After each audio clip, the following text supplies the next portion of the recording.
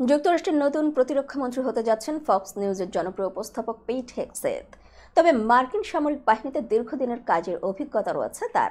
British সংবাদ মাধ্যম BBC জানিয়েছে, যুক্তরাষ্ট্রের নবনির্বাচিত প্রেসিডেন্ট ডোনাল্ড ট্রাম্প প্রতিরক্ষা মন্ত্রী হিসেবে পিট হেগসেথকে বেছে নিয়েছেন।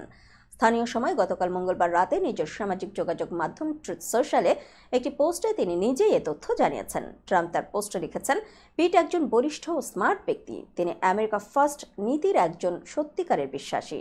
শত্রুদের তিনি জানাতে চান, পিটের নেতৃত্বে মার্কিন সামরিক বাহিনী আবার দুর্দান্ত হবে।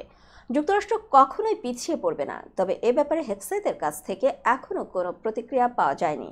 যুক্তরাষ্ট্রের মিনেসোটা অঙ্গরাজ্য থেকে সিনেট নির্বাচনে লড়েছিলেন ৪৪ বছর বয়সী পিট হেগসেথ। তবে তিনি নির্বাচনে জিততে পারেননি। বিবিসি জানিয়েছে, এর আগে ট্রাম্প তার প্রশাসনের স্বরাষ্ট্রমন্ত্রী হোমল্যান্ড সিকিউরিটি হিসেবে সাউথ ড্যাকোটা অঙ্গরাজ্যের গভর্নর ক্রিস্টি নোয়েমের নাম ঘোষণা করেন। অন্যদিকে বার্তা সংস্থা রয়টার্স জানিয়েছে, গতকাল মঙ্গলবার মার্কিন সিনেটর মার্কো রুবিওকে পরবর্তী পররাষ্ট্রমন্ত্রী হিসেবে মনোনীত করেছেন যুক্তরাষ্ট্রের নবনির্বাচিত প্রেসিডেন্ট ডোনাল্ড ট্রাম্প। আগামী জানুয়ারিতে ট্রাম্প প্রেসিডেন্ট হিসেবে আনুষ্ঠানিকভাবে দায়িত্ব গ্রহণের পর পররাষ্ট্রমন্ত্রী হিসেবে নিযুক্ত হবেন তিনি।